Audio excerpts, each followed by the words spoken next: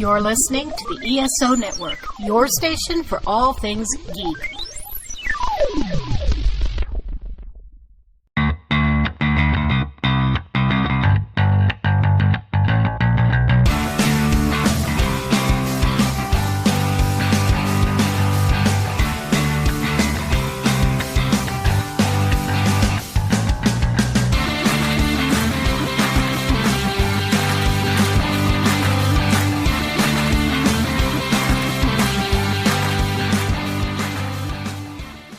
Hey, music aficionados! Welcome back to Modern Musicology. Let me introduce the gang to you. We've got singer, songwriter, and drummer Stephanie Seymour.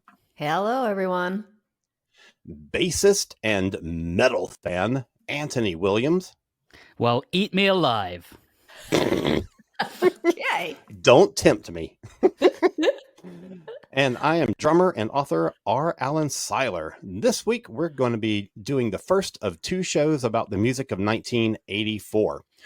And if you remember last year when we covered 1983, there was so much to talk about that we divided it into two shows. In that one, we drew the line right down the middle and covered January through June in one show, July through December in the second. We're kind of doing the same thing this time, except that we're dividing it up by genre. 1984 was an enormous year for hard rock and metal. So this week's show is going to be devoted solely to that, and then we'll cover everything else in our next episode. And to help us out this week, we have two very special guests, experts on our chosen topic. We have Courtland Lewis and Matt Alschbach of the Rock and Metal Profs podcast. Gentlemen, thank you so much for joining us again this week.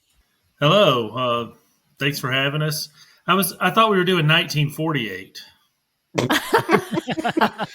Oh man, you got those two digits transposed. 1948 was a big year for hard rock and heavy metal. Nat King Cole and Duke Ellington, they were rocking it. So, but no, thanks for right having at us. the front of the pit.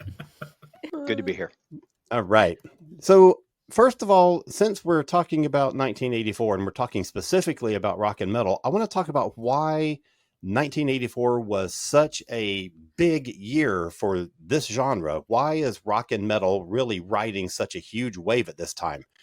What do you think some of the factors are that are contributing to that? And how much does MTV play a role in that? MTV plays a huge role in that. I mean, I feel like when MTV started, they were already playing a lot of older kind of rock and metal because they had concert videos and stuff from like Nazareth and like April Wine and 38 Special and stuff like that, you know. Nazareth. But as soon as the sort of not glam rock, but you know what I mean, the LA kind of rock scene was happening, and videos really were showcasing that flashier kind of look. I think that metal had a really good outlet.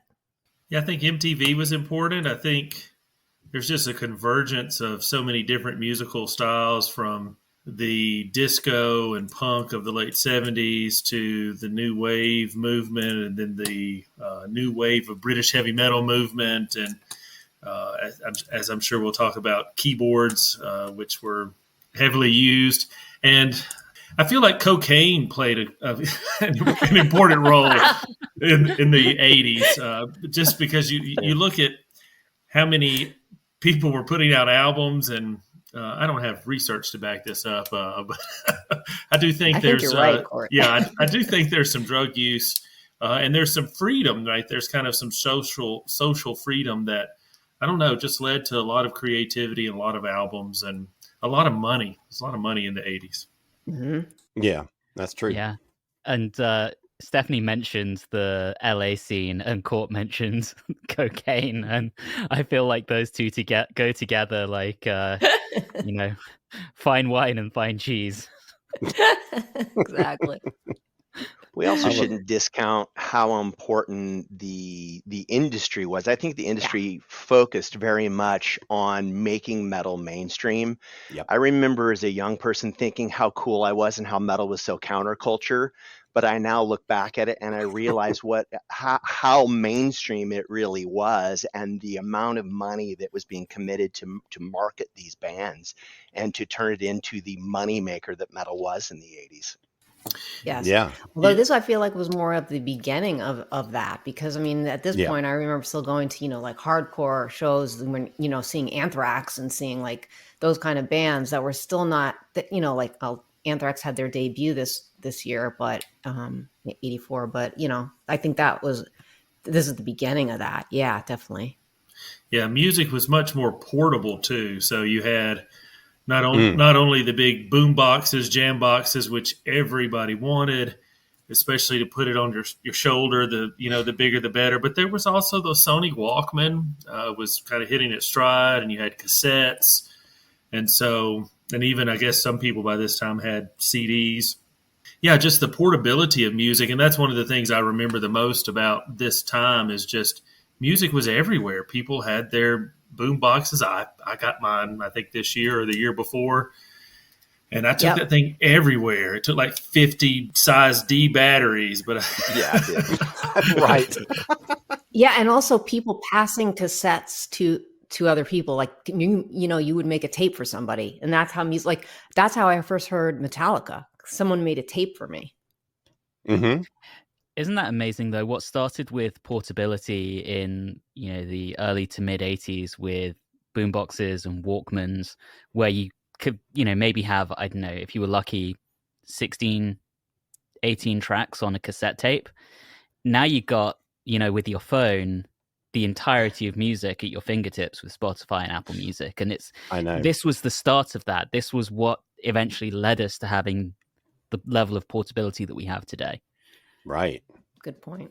Which would make a great topic in itself. So we'll have to save that for another time. Yeah. But since we're talking about 1984, let's just start it off right at the top. One of the first albums that was released that year is called 1984 by Van Halen. So who wants to give us a little lowdown on that one? Court mentioned Coke and synth, and I think that's kind of perfect segue into this album because perfect. Yeah, no, I mean, really, this was the year that they just blasted into superstardom. Really, this album stayed in the top of the charts for weeks and weeks at a time. I don't think it ever bumped Thriller out of the #1 spot, but it was top 2, for weeks and weeks. Every time you turned on MTV, you saw Jump, you saw Hot for Teacher, you saw Panama, you turned on the radio, you heard Van Halen.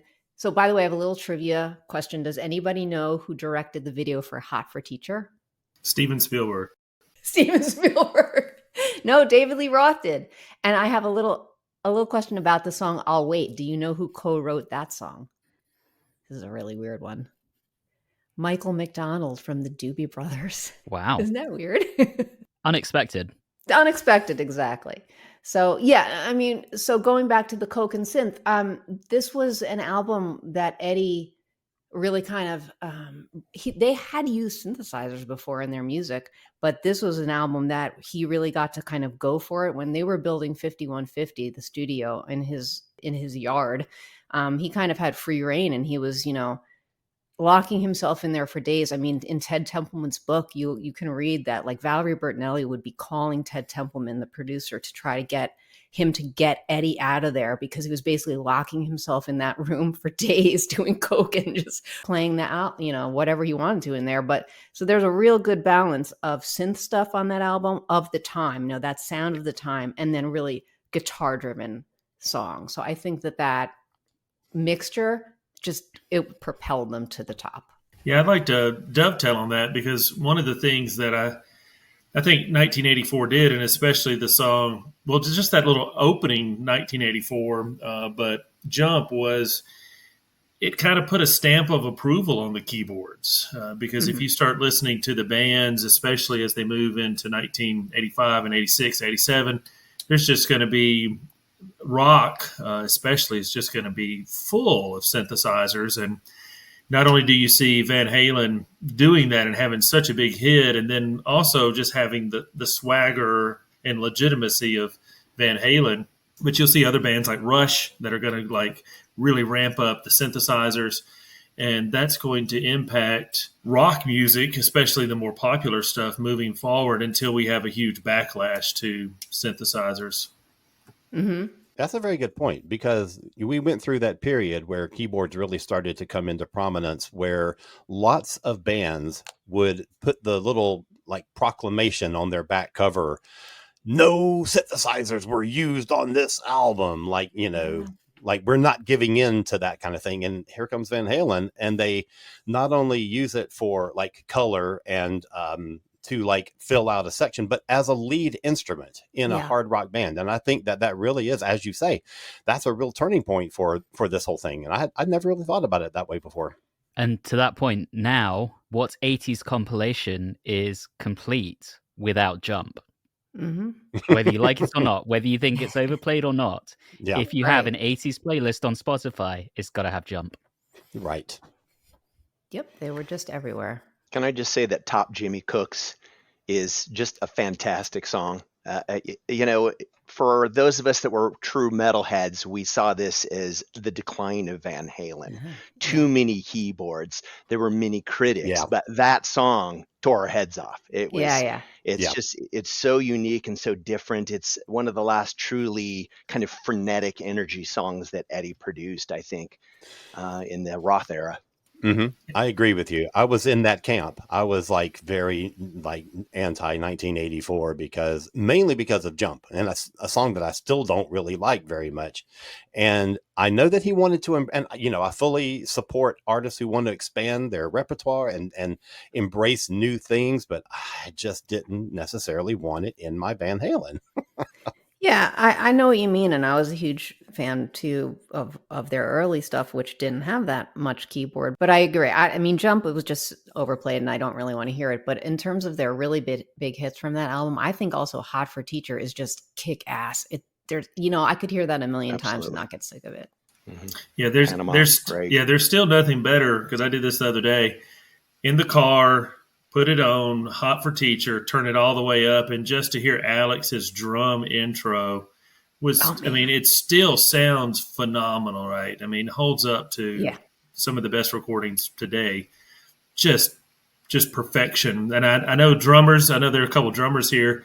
I talked to an older gentleman he refused to accept the album because Alex used a double bass drum, and he was like, "Yeah, you're supposed to use the single kick." So wow. I don't know how y'all feel about that, but no, it sounds great. He sounds amazing. We have a metal tribute band in the Atlanta area that is called Iron Mullet, and I saw them play one time. That they played Hot for Teacher, and they didn't have their regular drummer with them. They had kind of a sit-in for that show. And he nailed that drum intro, and I've never seen anybody else play it other than Alex and this guy, and it was really impressive. It's pretty amazing. Anyone who's listened to the show for a long time knows that I am a huge Iron Maiden fan.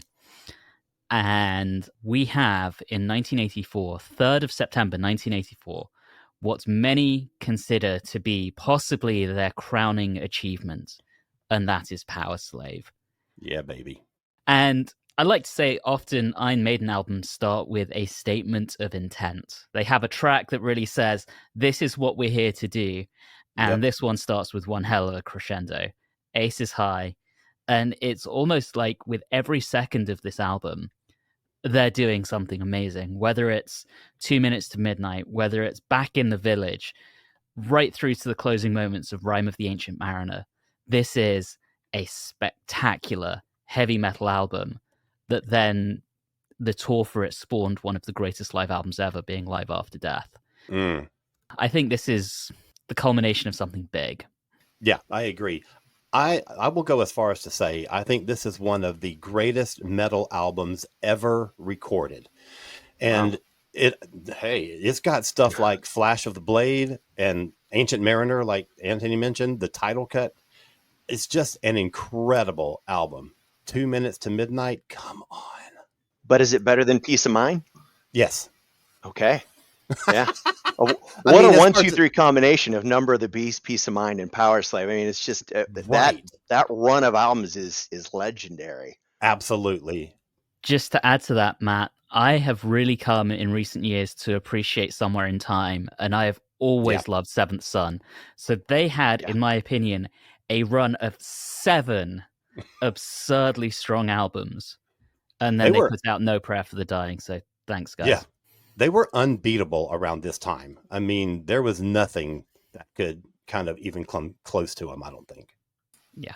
And this will be controversial, but I actually think that Seventh Son is their best album. Oh, no, I'm in complete agreement with you. It's incredible. Because they went prog.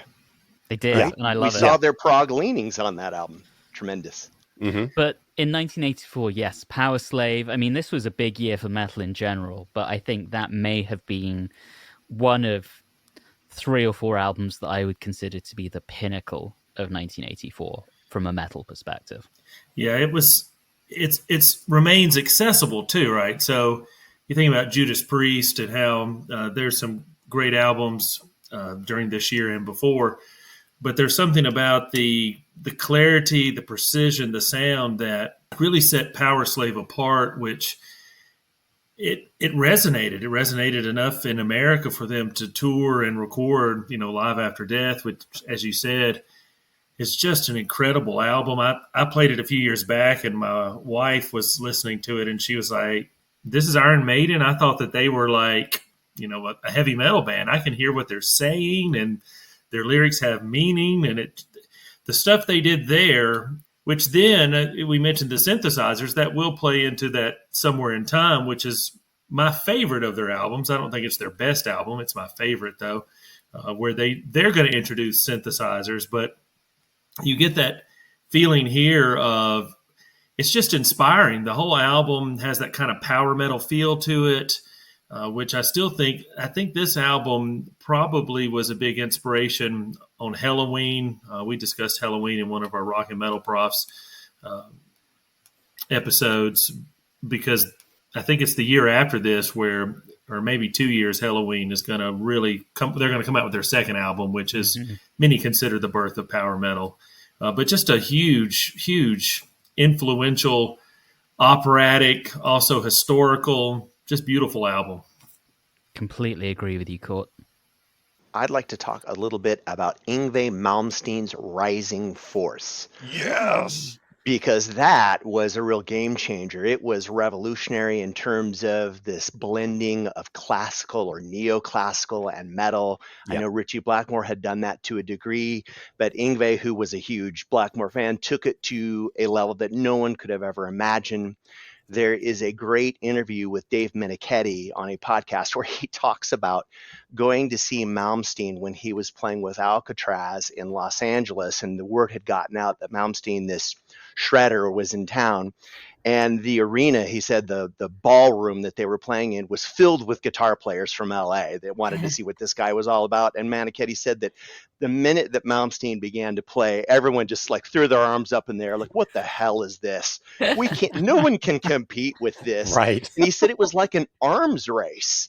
Right. And Malmsteen just won the guitar arms race. He said it was pointless to even try and emulate what this guy was doing.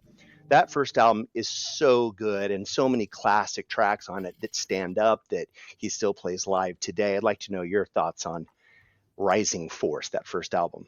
I think I almost want to tie it back into what Court was saying about the birth of power metal, because I think this is another one that's hugely important in that genre. Because you look at bands like Stratovarius, and you can hear the direct lineage to Rising Force in that, to the point where Jens Johansson, who played on a couple of tracks on Rising Force, I think he did some harpsichord work, eventually joined Stratovarius. So again, it's just thinking about that from a very kind of conceptual perspective. It's important. It's hugely important.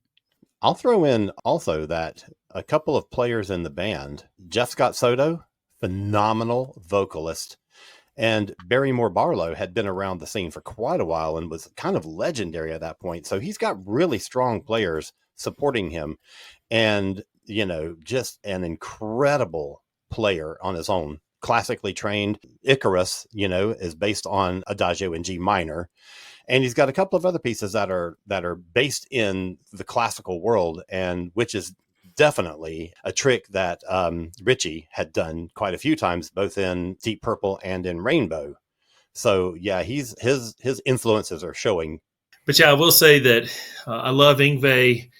This album, I think, was kind of accidental. I think there was a kind of break from Alcatraz, and then people heard what he did, and it's like, okay, well, let's move forward with this. And so, like, I think what Trilogy comes next, you just start seeing him just continue to make these incredible albums. But in the early days, you had him, and then Vinnie Vincent was also known for the kind of speed, but he never puts together that precision, that classical side that Yngwie has, that really separates and allows him to continue to just do that incredible guitar work today still.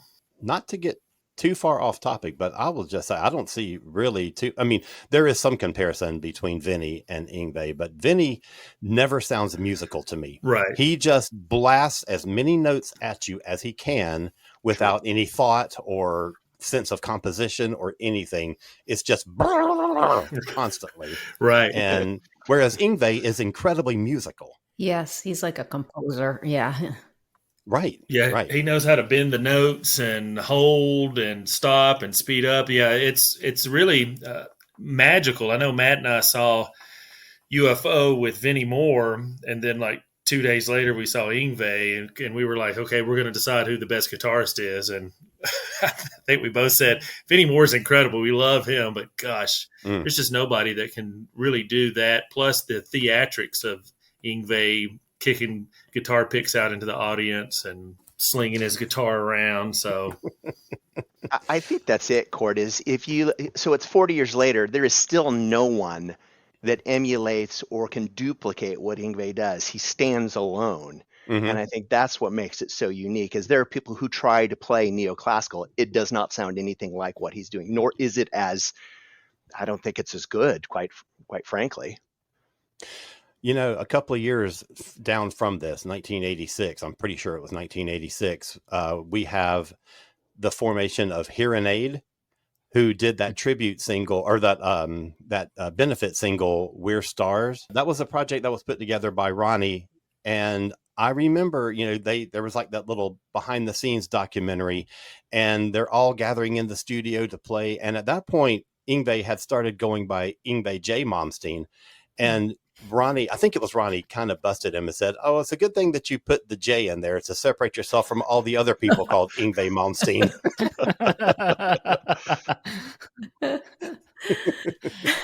No confusion.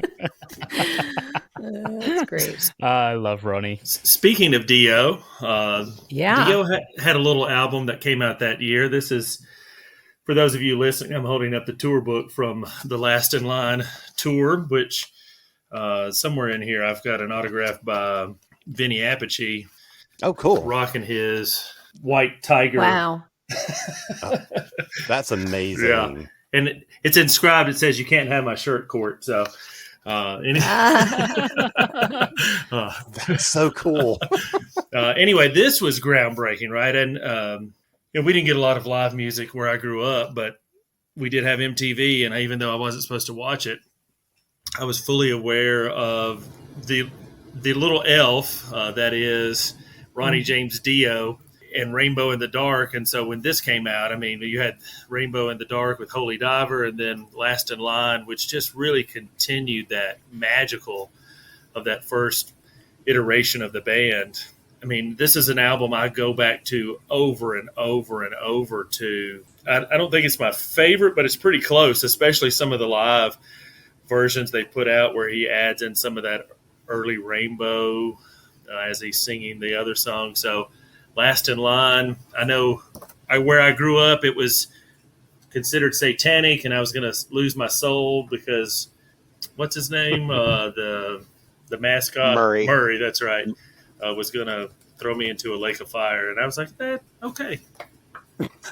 So be it if I have to go to hell. I was going to say, if it means, going to heaven means spending time with those stiffs who say that, I'd rather go to hell. Spend time with Murray and Dio. Amen to that. You know, I think about those first 3 Dio albums and that original lineup, Mhm. and holy crap, all 3 of those albums are phenomenal. And The Last in Line, yeah, the way it kicks off with We Rock, I almost want to compare it to Power Slave in just its consistency through it. It starts with a statement of intent and it ends with an epic with Egypt, the Chains Are On. It's just so good. hmm And even for like kind of being radio friendly, you have the song Mystery, which, you know, is a little poppy, but it's still such a great song. And, you know, in the midst of all that, you've still got some really powerhouses like I Speed at Night, which is just killer. And I love that the band, you know, a lot of the stuff is written by Dio, but the band gets a lot of the input into these songs. Vinny and Vivian Campbell and all the guys get to contribute to the songwriting on this album. And I think that that makes it a really strong album. It makes it a band album. It's not a solo album. It's a band album. And I think there are only 2 tracks where Dio is the sole credit. I think it's We Rock and Evil Eyes. Otherwise, there's at least one member of the band credited on every single track. And I think 4 or 5 of them, it's all 4 of them. Yeah. I think they use keyboards really well here too, because growing up, I was sort of anti-keyboard, and as I've gotten older, I've really learned to enjoy them and appreciate them. But I really liked how they incorporated the keyboard on the first 2 albums, especially with, you've got Vivian just all over the place, doing some incredible stuff. But then the keyboards really come in, and they don't do like Deep Purple or even Rainbow where they like create the tone, but they create a nice atmosphere that, it still works today. That was Claude Schnell, right?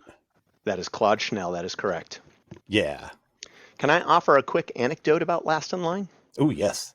I saw this concert in 1984, and I was really lucky to get to go to that. And it sounds like Alan may want to talk about his own experience going to see that. Did you see that show as well, Alan?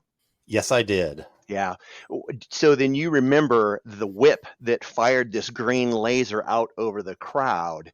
It was this incredible digital effect, and I'd never seen anything like it. It was a really powerful moment in the show where he would crack this whip, but it looked like this, I don't know, let me describe it as like this electrified green light that illuminated not only the whip, but then it would fire these lasers, and then these bolts would detonate out over the crowd. It was really an impressive effect. And I later read that from Wendy Dio that they actually mortgaged their house to hire the company to produce those special effects so that they could do that tour. So Dio was really committed to putting on a spectacular stage show that no one had seen prior. And I think he pulled it off, because still today, that is such a vivid memory with me.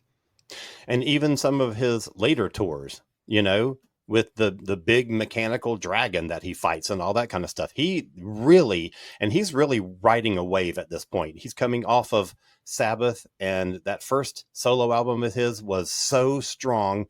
And the video for Last in Line gets a lot of MTV play. So he's really like going big guns at this point and puts all of that into his stage show. And I think that he did some things that nobody had done before. And it just shows his level of commitment to his audience. The first time I ever saw Ronnie was on the Mob Rules tour, which was unbelievable. It was so great. And, you know, I was just a huge Ronnie fan from that point on. Can I bring up a band that I love? It's more it's more her that I love than anything. But I'm going to talk about Warlock. And Matt and I were sort of having a conversation about this over email, because Matt was like, Warlock from LA? And it was LA, Matt? And a lot of their work was in Seattle, but totally different band than what you're totally about different to talk band. Yeah, I'm talking about the Warlock from Germany.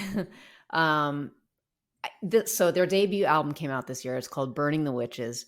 I think this isn't, it's not like the masterpiece album or anything, but I think that it's so important because this introduces the world to Doro Pesch.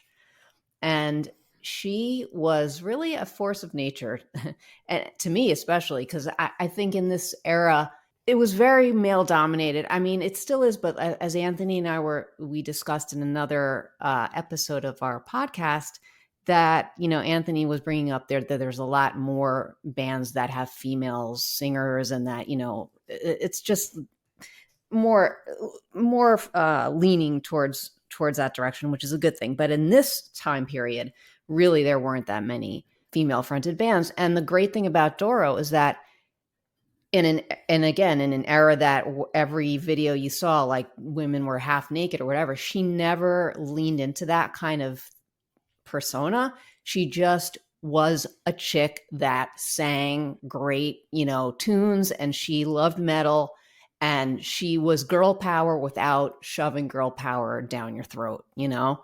I think that I always think about her and kind of Pat Benatar in a weird way. She's sort of, to me, seems like a more metal kind of Pat Benatar, maybe not with the range, but just somebody that's got really forceful kind of grit and bite to her voice, singing great melodies though. So I think on this album, you know, I don't think the production was spectacular. I don't think sometimes the translation of singing in English from the German lyrics was so, you know, it didn't gel all the time, but I think there's some great songs on this album. And Alan, if you're making a playlist, I think you should put Homicide Rocker on this playlist. I love that song, and I love Burning the Witches and also Holding Me. I think those are really great. And I just want to say one more thing about Doro. She was the first woman to front a metal band at the Monsters of Rock show in '86. And she has the body of work that she's done from '84, you know, till now, or at least close to present day, is pretty phenomenal. And she's still got a great voice. Oh man, she does. Still has a great voice. Stephanie, it's funny what you say about her not kind of, you know, wearing anything super provocative and not stripping down and not flaunting her sexuality, because I actually think that's so much sexier. Oh my God, in a way. totally. And yeah, I mean, she's huge. I remember long-time listeners of the show know that for a while in the early 2000s, I was Blaze Bailey's webmaster. I ran his website for a couple of years. And that was a time when he had a little bit of a collaboration with Doro, and the manager would occasionally send me little MP3 sound clips of Blaze and Doro on stage together. Doro was doing a lot of orchestral stuff at the time and had a big orchestra touring with her, and I would get Blaze and Doro duetting on Fear of the Dark. Oh, that's great. As a little sound clip, and it was awesome. She's done a lot of collaborations too. That's another thing that she, you know, a lot of people have, you know, duetted with her, and so yeah, she's amazing. And I think it's really important that, you know, like I said, it's maybe not the strongest album, but it's the start of it all for her. All right. Well, since we're talking about very classic metal, I would love to take this back to the new wave of British heavy metal and talk about Judas Priest and Defenders of the Faith, which I sort of referenced in the opening with Eat Me Alive. But again, this is an album that had some incredible tracks. I mean, Judas Priest, every album they do is a little different. They never come back to quite the same sound. So this was straight after Screaming for Vengeance and before Turbo. So they haven't gone super synthy yet. But you kick off this album with a real rocker, Freewheel Burning. It's got one of my favorite live cuts. Every time I hear the Sentinel live, it sends an absolute shiver down my spine. Of course, it being Rob Halford, there has to be a very sexual song. So you've got Jawbreaker, which is all about giving blowjobs. Just the whole album's phenomenal and great fun to listen to. And it's one of those ones, I've loved it since I picked it up when I was, 16 or what have you. Just as I think Priest were on a real roll from Stained Class to roughly this album. And yeah, just absolutely love it. You know, Rob Halford was really in his prime at this point. Yeah, it's the album I listen to the most in terms of their early catalog. I like a lot of their new stuff, but when I go back, when I was younger, I listened to a lot of Screaming for Vengeance, but now it's this one, right? This is the one I put in the car and I'll drive around. And then the new edition has some I think Matt, you have it there, but it's the bonus track on there. It's like it's like a classic. Turn on your light. Yeah, it's like a classic '80s acoustic ballad, and I was just like, this would have been massive if they had put it on the album originally and like released it. But even that's a nice little treat when if you get the newer remastered editions. Those reissues are interesting because the bonus tracks don't always align with the album they were put on. And I want to say, I think that track came from the Turbo sessions. I think you're right. Which is such a weird thing to do. I really like it as a track chord, so I agree with you. But because of that, I don't feel like it quite fits with the rest of the album. Yeah. But, you know, there was so much material left over from Turbo because they were originally going to do it as a double album. But yeah, just what an album. What an album. And I'm with you, Court. I probably come back to it more than most of their other albums these days. And it's got a great cover, and they still put and I guess they kind of still do this, but they give you like an explanation of the cover. Like if you read the inside, they'll be like, the jugulator is out there to rock your soul and run you over with metal tires of steel, right? That's pretty much. It's always so ridiculous and so metal, and it's wonderful. Jugulator. Oh, that's great. I think this one is. I think the back cover on this one is "Rising from Darkness, where hell hath no mercy, and the screams for vengeance echo on forever. Only those who keep the faith shall escape the wrath of the Metallian, master of all metal." Yeah. It's so stupid. It's stupid but wonderful. Stupidly like great. A 14-year-old boy wrote that. Oh yeah. Well, I remember at 14, I loved it. Well, there you go. I bet you somebody has that as a tattoo on their back, right? They're just like, yeah, check this out. I have a Defenders of the Faith t-shirt, and it's definitely on the back of that t-shirt. Oh, that's hilarious. Oh my God. Amazing. Well, if we're going to talk about classics, I think I know some of us here enjoy a band called Kiss, and for those of you who can't see our stream, I have the 2 tour books, the one with Mark St. John, and then which was replaced later with Bruce Kulick for the album Animalize, which, Heaven's on Fire. I mentioned earlier the dangers of rock and metal. I remember this one well, too, of how Heaven's on Fire was how Kiss was trying to destroy heaven and take us all to hell. And I'm like, have you not listened to the song, right? It has nothing to do with spirituality or the afterlife. It deals with sex, right? He breathes heavy on this song, right? Who else can breathe heavy on a song than Paul Stanley? And you all sing along when it happens. Wow. That's my favorite part, to sing along. Oh, that's the best part that I can keep in tune with. But no, it's a fun album. I'm a big Bruce Kulick. My favorite Kiss era is with Bruce Kulick and Eric Carr. And so I've always liked this album. I like it even more when I found out that Bruce actually plays on a couple of the songs. I think with Kiss, they had a really nice run of Creatures of the Night, Lick It Up, and then Animalize, where they were really kind of setting a pace of rock and metal.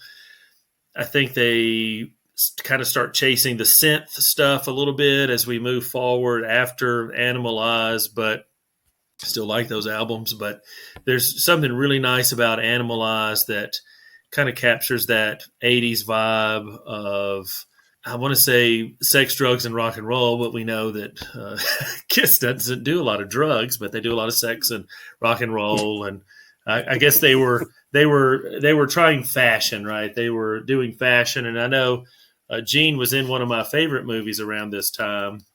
Runaway. With Mr. Tom Selleck. Yeah, Runaway with the little spiders. So yeah, that's right. It's an interesting period because this is where it really starts to shift focus. Gene has his eyes everywhere except on Kiss. He's looking for Hollywood movie roles. He's producing other bands and all this kind of stuff. And it kind of leaves Paul to drive the Kiss bus. And it starts at this year basically, and kind of farther down the road, Gene's involvement, is where other people are playing bass on the albums because he's not around. It's an interesting shift for them. I love this album. Heavens on Fire got a lot of MTV play, and I think that did really well for them. But there's so many great songs on this album. One of my favorites, and of course, I'm a huge Eric Carr fan, and this is an Eric song, and that's Under the Gun. And because it's just a pile driver of a song, and Mark St. John, the lead guitar player for 5 minutes, plays some really good stuff on that song. But another one is called, another one I don't think was released as a single, and it should have been, and that's called Thrills in the Night, which Paul co-wrote with Jean Beauvoir, who was from the Plasmatics. And the interesting thing that's going on here is that one of Gene's side projects is the next Plasmatics album, which kind of turned out to be, and it had something to do with the record label. It turned out to not be a Plasmatics record. It turned out to be billed as a Wendy O. Williams album with the Plasmatics playing on it. But Gene also brings in all the Kiss guys to play on this record and to write songs for this record. And it basically becomes a Kiss album, except with Wendy O. Williams' name on the top. And Eric plays drums on a couple of songs. Eric wrote one of the songs. Ace and Vinny even play on the album, and it's crazy. And it's an interesting album. I don't think I really like it that much as a Wendy album, but had it become the Kiss album it was trying to be, I think it would have worked really well. So good stuff. Now, is that where Hide Your Heart first appeared, or did that come later? That was later. Right. And that first appeared, was it Molly Hatchet that first recorded that? It was somebody other than Kiss that first recorded it. It may have been Bonnie Tyler. God, now I don't remember. Yeah, I can't. There are a lot of those because they had them record that, and then of course there was the Sword and Stone that they ended up. Oh yeah, letting Bonham. I think it was Bonham let them record a version of it, and they were. That was a great song, right? Yeah. So they're kind of giving away some of their hits and wanting them back, and anyway, that's right. But now this is an interesting album. It's not my favorite to listen to, except for the fact that it's a nice historical document of Kiss working behind the scenes and just all the stuff they were doing. Because I always get the sense in the 80s, Kiss is chasing, right? They are trying to make themselves. And I think a lot of it's Paul's ego, right? He realizes that without the makeup, he's the front man, and he wants Kiss to be the greatest band ever. Yeah. And so he's trying to will that into being. And at this point, I think he's doing a really good job. And I know this was an album that I had on cassette, and I usually had it in my car, but it was amazing how many people years later in the early 90s would be like, let's listen to that, right? That's what I want to hear, because I remember that being a great album. And this was before Kiss refound their sound with Revenge. Yeah. My second favorite Kiss album. If we're going to talk controversial and songs that really got on the nerves of the prudes, I feel like we need to talk about Wasp. Oh my God. Yes, Wasp. We are Satan's people, right? I know that's not what it meant, right? But that's, again, how it was interpreted. I think my favorite quote from Blackie when he was asked what Wasp stood for was one time in an interview he said, "We ain't sure, pal." That's hilarious. Yeah, he's always good for a laugh. But wow, that first Wasp album, talk about provocative. Originally, and it didn't make it on it until the 1998 reissue, but they wanted to open that album with Animal Fuck Like a Beast. And Tipper Gore & Co., I think, won that battle, and it was kept off the album. But even without it, that original album, I mean, kicking off with I Want to Be Somebody and then Love Machine, those songs hold up. They're aggressive, they're provocative, they're sleazy, and it kind of gives you the idea of what one of those early Wasp live shows with semi-naked women tied up on stage and throwing raw meat into the audience might have been like. It's over the top, it's ridiculous, and it's brilliant. I love it. Yeah, there really was kind of an arms race I mean, there was a real arms race on in 1984, but in metal music, there was this arms race to just who can be the most over the top. Outrageous, And yeah. right. And I mean, that does lead to a certain album that comes out. I don't want to take away from Wasp, right? But that just kind of over the topness that we'll see later in the Decline and Fall of Western Civilization documentary leads to people saying, okay, what's going on here? Because you have Wasp, you have Twisted Sister, you have all of these other bands. I mean, eventually Alice Cooper's going to come back in a year or so. And you have just all of this craziness, and people are going to start making fun of it. And so that's where in 1984, we also get Spinal Tap. Which, 100%. I was going to bring that up. I was waiting to bring that up. I do think Wasp kind of took it to an extreme with their stage show, though. Even Blackie is on record now. I think it was in Nothing But a Good Time, where he's quoted as saying, you know, they were just trying to be as outrageous and provocative as possible to get people's attention. And they always planned to pivot away from that once they had kind of reached where they wanted to get to, which they eventually did. But yeah, I feel like they kind of won the arms race to some extent. Yeah, Gwar comes out this year. I was just going to say that. Okay, Gwar, go, Stephanie. No, Well, they inspired. Wow. That was definitely like a whole, you know, like that. Gwar is definitely the thing I was thinking of. Like, it goes to that example of, you know, they're inspiring stuff like that. And since Anthony just mentioned it, the book, Nothing But a Good Time, we reviewed that book last year and had one of the authors on interviewing. And if you love this period of rock and metal, read that book. It is so eye-opening, especially the parts where Blackie is talking about the way that they came up with some of those early stage props and things like that, where like one of the band members' father owned a metal shop, and they just went in and like welded their own stuff together. And it's really great. It's such a cool read. Yeah. You know, so you mentioned Spinal Tap, and that was going to be something that I was going to wanted to mention, because yes, the movie, one of my favorite movies of all time, and I think one of the greatest parodies of all time. And that album could have easily been just a funny album. But to me, I think that album is actually, it's just, you can sing those songs like you can sing any other song. I mean, they're good. They're actually really good.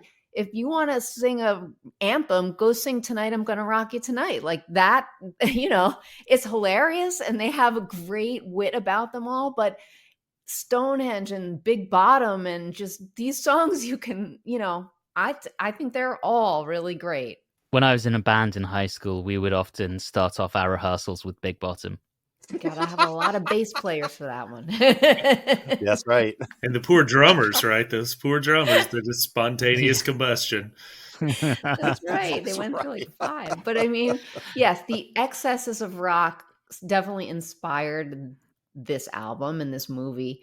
And it's great to see it parodied in a way, because it really actually, if you think about it, it's all funny. It's kind of it's funny and joyful at the same time. But, you know, I think the way they did this was really spectacular. It was a great parody. And when you realize how much of those parodies were based on real life events, I mean, Stonehenge, as a very specific example, comes from Black Sabbath's Born Again tour, where they had a song called, I think it was called Stonehenge, but they had a Stonehenge set, except theirs was so big they could barely fit on the stage. Mm-hmm. So when they were writing Spinal Tap, they thought, what if we take this in the absolute opposite direction? And you end up with Stonehenge from This Is Spinal Tap, and it's hilarious and it's brilliant, and I love that track as well. And actually, about Stonehenge too, I believe it doesn't was it Aerosmith that has an album with Stonehenge on the cover? Because I feel like Steven Tyler didn't love Spinal Tap because of that, or somebody was upset about that because they actually had Stonehenge on the cover of their album. Yeah, it's rocking a hard place, and it, you know, by that time it was basically the end of Aerosmith because of, you know, drugs and animosity. But Stonehenge, it became kind of a joke that, okay, well, Aerosmith is just they're to be laughed at. And they were just, okay, well, I guess Aerosmith at that point was like, we'll just start putting out classic live albums and, greatest hits for the next few years until thankfully Run DMC brought them back to life. But that's a different year. Yep. Of all things. Of all things. That's right. Since we had just talked about Wasp debut and we were just talking about anthemic songs that are great to sing along with, there's another debut that I just want to throw in really quickly, and that is Ratt. Yes. I think that the first Ratt album is so incredibly strong, and they just came out and they had a great music video, and it had the kitsch of having Milton Berle starring in it. And it's funny and it's cute and everything, but it's Round and Round is a great song. And I'm not talking about a metal song. I'm talking about it is a good song. And that album is just full of really good songs. And I think that they just had a hell of a year. I don't think they ever topped that first album. They didn't. I should mention, though, Alan, it is not their first album. It is their second album. They had a set of 6 songs. Yes, they have an EP of 6 songs. It's just called Ratt. And it has songs like Sweet Cheater and Tell the World on it. Huh. Yeah. So this is actually their first full-length album. Yes, exactly. And Stephanie, a bit of trivia for you. Do you know who the young lady is on Tawny the cover Katane. of the album? That is correct. Tawny Katane, who would go on to Whitesnake fame. That's right. And she was going out with the guitar player, I believe. What's his name in the band? She was with I think it was Robin Crosby at the time. Yes, Robin. Yeah, Robin. Yeah. Mm-hmm. And, again, speaking of MTV making bands huge, I mean, this was a great example of just, the LA scene, MTV, Collision, boom, huge. And you're right, Alan. I mean, it's just it's a hit, there's no two ways around that. Alan, this was actually my number one, and I was saving it till the end because I know you're also a fan, Alan. But to me, this was a total cultural shift when this came out. This is the first time I'd ever heard the term sleaze rock. And I don't know if Ratt actually falls into that category, but there's definitely an element of sleaze to their music. But this album is great start to finish. There's not a bad song on it. In Your Direction, She Wants Money, Lack of Communication, which is phenomenal. Back for More, which is the lone holdover where they redid it from the EP. Just tremendous start to finish. Another LA band that came out with their debut that year was Great White, who they'll gain their fame later in the 80s, but that first Great White album stands up really well if you listen to it, because they haven't gone in the more keyboard sound. They haven't gone more commercial, but I think that first Great White might be my favorite, although I like most of the Great White albums up until 94 or whenever. But that's a good debut album that pops out. That this is just a great time of change where, just to throw out a couple albums, so Whitesnake, we have Tawny Katane, who tied to Whitesnake there. This is kind of their last year to put out an album that is more bluesy, rocky. They're going to go into the more pop, glam, synth approach. You have bands like The Cult, right? The Cult is going to make it big. So they're, I love that. Yeah, I mean, Dreamtime, I think, is fantastic. I wouldn't put it in metal, but it has that kind of new wave rock. But then think about Love and Electric that'll be coming out in a few years. There's just so many great bands that are kind of flying under the radar. They don't have the big videos that we see on MTV. I mean, Queenryche, who have one of their, that's, in terms of their early albums, one of my favorites. And they're just doing stuff that, like, Seattle's Judas Priest, right? I mean, you listen to The Warning and you're like, wow, you just got that operatic sound. It's got complex arrangements. Just, it's amazing, just the gambit we have, right, from all of these different bands. Court. I also had The Warning as one of my top ones, so they put out the 4-track EP, which was great. Everyone loved it. But this is where you first got a true sense of their prog sensibilities. This is as close as they get to prog, this album right here. It's incredible. Just a strong album start to finish. And I did want to really quickly mention, I would be remiss if I did not talk about Ride the Lightning from Metallica. Right. And, today I think people think of Metallica and they think of dad rock. And they are dad rock Yeah. today, right? They are. But when this came out, I just remember the first time I heard For Whom the Bell Tolls. Oh my God, I know. And I just picture millions of lunkhead guitar players like me grabbing their guitars to try and learn that dun dun dun dun dun dun dun. You know, it was so influential, really changing the landscape of metal music, what they did with those first 3 albums. So you got to give credit where credit is due with Ride the Lightning, my personal favorite Metallica album. I think just in general, 84 was a little bit of a turning point here because you really started to see that thrash scene starting to emerge. Slayer had, I think, an EP in 84. Yes. Armored Saint were big. Anthrax put out their first album as well. Yep. So the metal scene was shifting at this time. And yeah, you say Metallica are kind of dad rock now, but back then this was something new, something more aggressive, something faster. Absolutely. And how cool that scene must have been in 80. I mean, Stephanie was there seeing Anthrax in 84. I was minus 3 years old. So I definitely was well, this was talk about cool labels, also like Megaforce. I mean, Metallica, Ride the Lightning came out on that. So did Anthrax. They were like Johnny Z was on top of that whole scene. And that was just the beginning of that whole, it was amazing time really for. We can't forget Overkill either, right? I mean, in terms of metal bands who've really never. I saw a quote from David Ephelson, the former bass player of Megadeth, say, Overkill doesn't have a Risk. It doesn't have a Saint Anger, right? They have just continued to be pioneers of metal, and just who cares, right? They're not going to follow trends. So, but their debut album comes out. Yeah, it was just really that whole melding of almost like the hardcore scene meets like new thrash metal meets hard rock. I mean, it was a really new genre and it was exciting. Speaking of aggressive and scary, you also had the very early trembles of black metal. Merciful Fate came out with their second album in 84, Don't Break the Oath. Right. And I'm not a huge Merciful Fate fan, but I think this has been occasionally referred to as the greatest extreme metal of all time, metal album.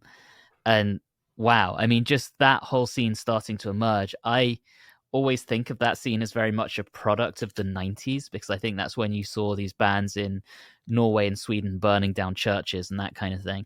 Mm-hmm. But I often forget it was really starting to emerge in the early to mid 80s. Yeah, there's Voivod, right? They're still, their first album, I think it's their first album, comes out this year, and they're still, well, I guess they start off more, I don't know if it'd be thrash metal or what. Later on, they'll be more proggy, but their first album is, along that same vein of just the amazing things that are occurring. I think, Stephanie, you mentioned Slayer. Somebody mentioned Slayer earlier, but you go back and you look at the DRIs and the Napalm Deaths and just all of these bands, and you're just like, each year you were guaranteed to get at least one great album because bands were putting out an album like every year at this time, and that's just amazing. All right, so I think we're going to cut it here. We are going to take a very quick break, and then we're going to be right back to throw out some honorable mentions and to wrap up our show. So 30 seconds from now, be right back. We cordially invite you to experience the SoulForge podcast. On SoulForge, we chat about movies, books, and pop culture. Sex, love, and dating. Travel and adventure. Mental health issues. We have interviews with musicians, authors, entrepreneurs, and other random weirdos. Join Sean and Leah and the occasional animal interruption on the SoulForge podcast. Be a better human with the SoulForge podcast. I would like to mention just a couple more. We mentioned Yngwie, right? Stevie Vai has his first solo album. I think it's his first one, Flexible. Comes out this year. You have AC/DC releasing 74 Jailbreak, which was really strange because because they had a music video for Jailbreak, and you're like, who's this guy singing? He looks different from the guy who was singing, Shook Me All Night Long. Right. We haven't mentioned Dokken or Deep Purple. Deep Purple made a comeback. Big comeback that year. Yeah. Yeah, absolutely. Oh, yeah. And I think they really set a sound that I still think they're reproducing today. But Metal Church, I think one of my favorite albums is Metal Church's album that came out in 1984. That's outstanding. I'll just throw in super quick a band that I have loved for a long time, and that's Triumph, who released a really good album that year. It's a very different album for them in that a lot of the songwriting, there's not so much a delineation between songs. There's two different lead vocalists, and they both write songs, and they're very different styles. One is very hard rock and the other one is much more melodic, and they start to sort of like switch places on this album. And Gil Moore, the drummer, who's one of the singers, does the lead vocals on the first single that they release, which is normally the Rick Emmett song. It's always the big melodic, very catchy, very radio friendly kind of songs are the Rick Emmett songs. And that's the ones that get released a single. And here's Gil, who's coming along with Follow Your Heart. And it's such a good album, but there's so many great, amazing songs in this album. It's not my favorite Triumph album, but I think it's their best album. Yeah, I was going to say, Matt, you didn't mention Scorpions or Dokken. Well, of course, I love Dokken. You know I'm always rocking with Dokken, but we're going to have the entire country of Germany and David Hasselhoff upset if we do not talk about Love at First Sting. Right? I mean, it's got so many great songs on it. Bad Boys Running Wild makes the radio, Rock You Like a Hurricane, I'm Leaving You, Big City Nights, and of course, Still Loving You, which it was inescapable in 1984-85. You could not, anywhere you turn on the radio, it was everywhere. It was just one of the biggest power ballads in history. Not my favorite Scorpions album. I think it's maybe their last really good album. I don't know, some people might want to push back against that. What? Court is going to push back. You can tell. What comes later that's better? Oh, it's the... Gosh, I forgot the name of it. Well, it can't be that good if you forgot it. Yeah. No, it had the great hit, "The Winds of Change" on it. Crazy World. Okay. I love that. Personally think this is a better album than that. Man, I was in middle school. I had that cassette tape, and man, I wore that thing out trying to whistle. Oh, that's funny. I just want to say Manowar put out 2 albums in 1984, and I think that's hilarious because they're hilarious and ridiculous.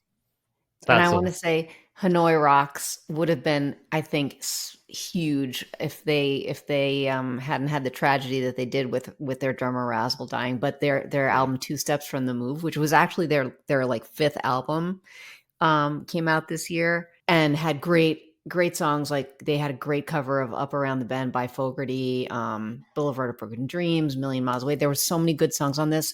And unfortunately, Razzle was in the car when Vince Neil was driving, got in an accident, and he died. Razzle died immediately, unfortunately. But I think that Hanoi, they were such a great blend of glam and hard rock, and it was that they were also not, they were from Finland, but they fit in so well with that whole LA glam scene and that trash rock. So it would have been it's a shame, it's a real shame, but if you want to hear a great album, get Two Steps from the Move. All right, gentlemen, thank you so much for joining us for this show. Court and Matt, it is so great to have you on. I always love it when you're able to visit with us and share your knowledge and your passion for this music. Tell us a little bit more about your podcast and where people can find it. Well, about that. Yeah. So we've discontinued. The podcast is no longer available. We've talked about putting it up on YouTube so that it's still accessible to folks. We did about 66 episodes. Court, we probably need to sit down and talk about, how we want to go about doing that. But we, kind of reached a point where we felt like we talked about everything we wanted to talk about. For those people that are not familiar with the Rock and Metal Profs podcast, Court is a philosopher. I'm a historian. And so the idea is to cover particular bands, their history, the culture, the philosophy behind some of their songs. And it was really rewarding. We both enjoyed doing it. And you'll probably see us now and again with a new episode, current events, that sort of thing on YouTube. But we've moved on to other things at this point. Yeah, it became kind of hard to manage all of the different things. But I do hope we talked about doing a comprehensive rock and metal profs examination of Iron Maiden from beginning to end. because I reached out to Iron Maiden years ago about doing an Iron Maiden and philosophy book, and received a unofficial email from their management saying, this is, we would not support anything, but we love the idea. We would like to see it, but we're not going to give any sort of official. So I have that kind of blessing, and I think it would be really neat. But for those unfamiliar with academic work, there's a lot of work in terms of writing papers and books and planning conferences. And I stay busy, and I hate that we didn't have more time to do some more, because there were like bands like the Cult and others that we never got around to. But maybe one day, as things settle down, we'll pick it back up and do some stuff on YouTube. Yeah, and as long as you'll still come on our show every once in a while and join us Absolutely. on these kind of discussions, then yeah, this is great. It's really, really enjoyable. You guys, thanks so much. It's an honor to get to take an hour to talk with you guys about our favorite music, and we really enjoy chatting with Anthony and Stephanie and yourself, Alan. Thanks so much. And I will say, I have for fans who are interested in deeper analysis, I've just written a chapter for a book on heavy metal and its relation to war and peace and violence. And so I've got a draft of it. It should be out soon. If I can finagle a link to it, I'll share that with you to share with the fans of musicology, because I think it's a pretty good article. Excellent. So, well, and also you should talk about the KISS book. Yes, right. KISS and Philosophy, which contains contributions from, of course, you, Alan, and then Matt. I wrote a few myself because it was a labor of love. I really enjoyed that book. And I wish, I've yet to get a phone call from Gene or Paul, but, maybe in the future they'll want to. But KISS and Philosophy. Of course, I have Doctor Who and philosophy, and some other books about Doctor Who, the real meaning of Doctor Who, and my life with Tom Baker. So I have a blog, but man, I just haven't. I sometimes struggle with depression and feeling overwhelmed and anxiety. And so that's one reason, right? Blogging and stuff, it becomes kind of work. And the solitary act of writing has been is really helpful for me, and really talking to people is nice. So wish we could do it in person. We will at some point. I don't know how, I don't know when, but it'll happen. Well, Stephanie, tell our listeners a little bit more about where they can find you out in the virtual world. Don't come to my house, but go find me on Go find me on Facebook under Stephanie Seymour Music, or on Instagram at there_r_birds. I also have a website, therearebirds.com. And you can find me on Bandcamp under my name, and then on Spotify and all the regular streaming platforms. Anthony. All right, Anthony. Well, as usual, you can find me on Watchers in the Fourth Dimension, a Doctor Who podcast where we are watching our way through all of Doctor Who from the start to wherever the show is up to when we finally catch up with it, sometime in the 2030s, in all likelihood. You can find it on Spotify, Apple Music, iHeartRadio, really wherever you like to find your podcasts. So please do check us out. We're on Instagram at Watchers4D, and on Facebook at Watchers in the Fourth Dimension. And if anyone wants to keep track of me personally, at Englishman in ATL over on the Instagram. Yeah. Also, don't come to Anthony's house. And you can find some of my nonsense over at cosmiccreative.com, KOZMIC creative.com. I don't know if I ever really mentioned this, but a couple of weeks ago, I announced that I've got a project coming out with a friend of mine. Her name is Jan Finnick, and she is going to be putting together a collection called She Wants to Tell You, the Stories of Women Inspired and Influenced by the Beatles.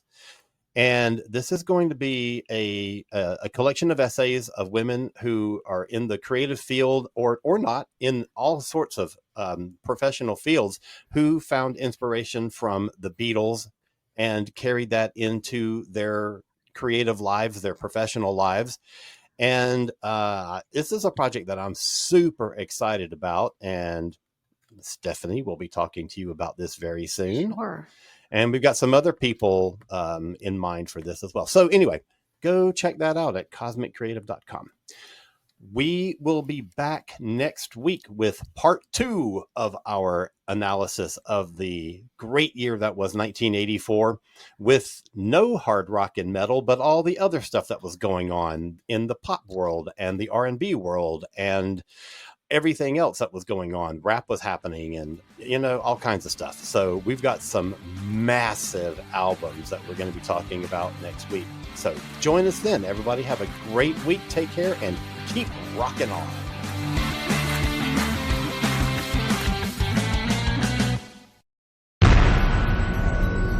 This has been a broadcast of the ESO Network. Be part of the crew and help support our shows by donating to our ESO Patreon or by shopping at the TeePublic store, which can all be found at www.esonetwork.com. The ESO Network, your station for all things geek.